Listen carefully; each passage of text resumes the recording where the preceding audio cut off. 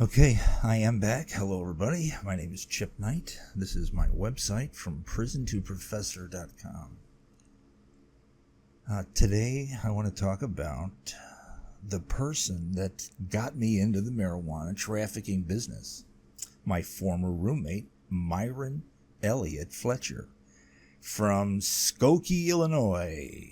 He is a fine Jewish boy. Yeah, so Myron and I were roommates for a while. He had a big house up in the foothills. There were 4 of us living there, 4 single bachelors. There was a lot of partying going on. And after Myron and I watched this program on 60 Minutes about the Coronado gang down in San Diego that made so much money in the marijuana business, just getting it across the border, we both talked about, taking some weed to Chicago. But, it never happened. And then 1984, I ended up losing my job.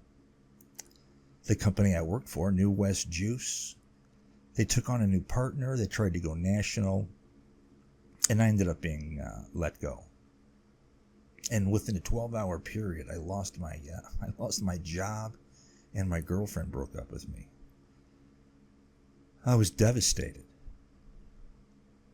And Myron suggested you should go back to Chicago and spend some time with your family. And as long as you're going back there, why not take some weed and see if we could make some money? So he was able to get 7 pounds, Mexican Sensimilla. And the interesting thing about just the presentation of the marijuana, it was, you often find the marijuana compressed.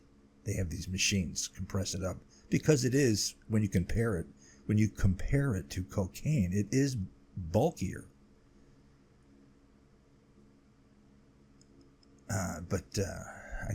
So what, I always thought. But you often see it compressed. And this stuff was compressed into a cylinder about the size of a Folgers can. But it was very nice weed. $700 a pound. So I put it in my carry-on. And I went to the airport, and not thinking that they were going to x-ray my carry-on right in front of me. So that was a bad idea. But the learning curve for trafficking marijuana is pretty steep. It's littered with graves, shallow graves. But I watched it as, it went through the x-ray machine, and they're looking for guns and dynamite and stuff like that. So that wasn't an issue at all. And I flew to Chicago, and I went to my mom's house, and thankfully my mom and her roommate were both at work. As this was late morning, I got to my mom's house and I called a friend from high school who was a pothead and said, "Hey, I'm in town and I've got some weed for sale. You know anybody that wants to buy some weed?" And he came over. He was there within half an hour with a buyer. Bought it all. One buyer bought it all. $1,700 a pound. So that was $7,000 minus the airfare. Split 2 ways. Myron got his half. I got mine. And I flew back to Tucson, and I got 15 pounds. And then flew to Chicago, and as soon as I got there, I sold it on the spot. And then flew back to Tucson and got 30, and then 50, and then 80. In 80, I realized I can't. I had 4 suitcases. 4 Samsonite hardcover suitcases. You can't do that. That's just drawing too much attention. I got to the airport with 4 suitcases, and I got there too late to check the bags, how you normally check them. So they had put them on a cart, and they had a sky cab roll them to the door of the aircraft with me, and they would get a baggage handler to come up from at that point. But because it was being taken right to the door of the aircraft, those 4 suitcases got x-rayed. I couldn't stop myself from standing right behind the x-ray technician to take a look at, how does marijuana look in an x-ray on a bit, bailed up.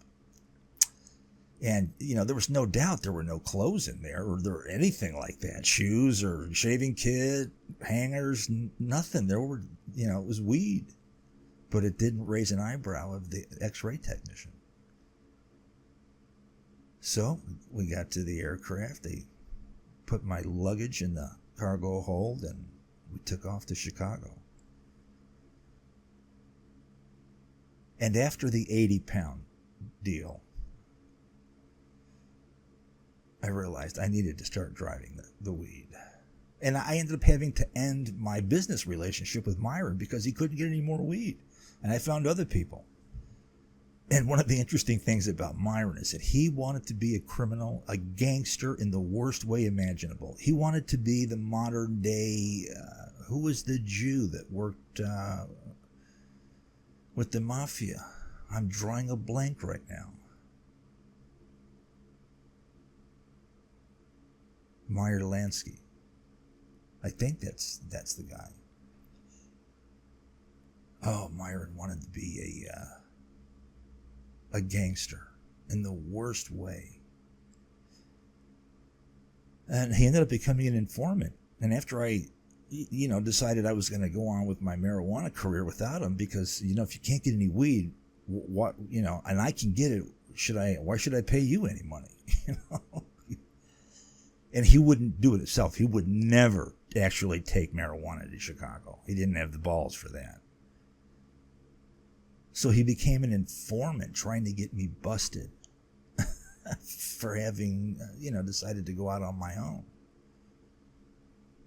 That's the kind of person he is. All of the really horrible things they say about Jews, they're true about Myron. He truly is a despicable human being.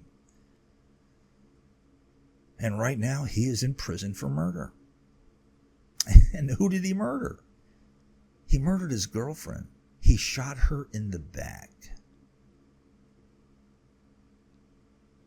Yeah, unbelievable. And I think he gets out this year. Something gets out in a few months.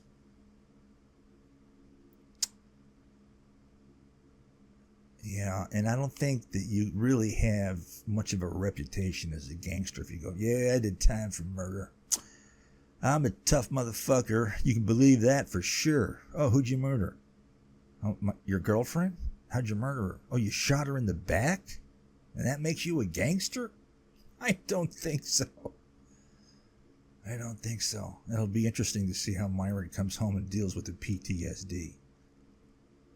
Because he has a reputation of just screwing people over. He lives in fear. He thinks everybody's out to get him and he needs to have weapons all around him all the time. Well, he ended up being taken to the nut house because his paranoia, based in reality. I mean, if you go around burning people for money, then you're right to be paranoid. Maybe someone's going to come and gun you down. So he always wanted to have a bunch of guns around. And he eventually got put in a mental institution. And then they took all of his guns away. And he had to go back to court to say, I am completely normal. That was all a misunderstanding, how I ended up in a mental institution against my will. So I want my guns back. But I promise I'm completely fine. So they gave him his guns back.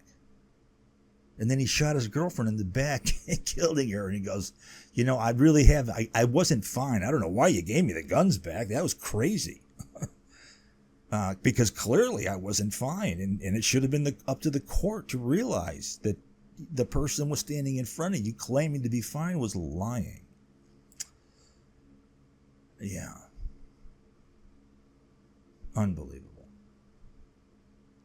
Myron did his whole stretch in protective custody. That's not gangster either. He's never once gone out to a regular prison yard and had to fend for himself out there amongst the monsters. right to protective custody with the child molesters, the pedophiles, the rapists, and people in prison are burning other people, mainly for drugs, all the time. And if you get in debt to the wrong people in prison and you can't pay it back, you go into protective custody. So they have all these, lecherous people in protective custody that are there because of their actions in prison. But he did his whole stretch right there in that protective custody yard. Gutless. Really gutless. You're missing the prison experience. And I don't want to go long here, so I need to wrap this up for now. Once again, my name is Chip Knight, and my website is FromPrisonToProfessor.com. I am a real marijuana trafficker that was caught, indicted. I was caught, my assets were seized, I was indicted, I was taken to trial, convicted, and sentenced to 10.5 years in the Arizona Department of Corrections as inmate number 93602. Signing off. Ciao.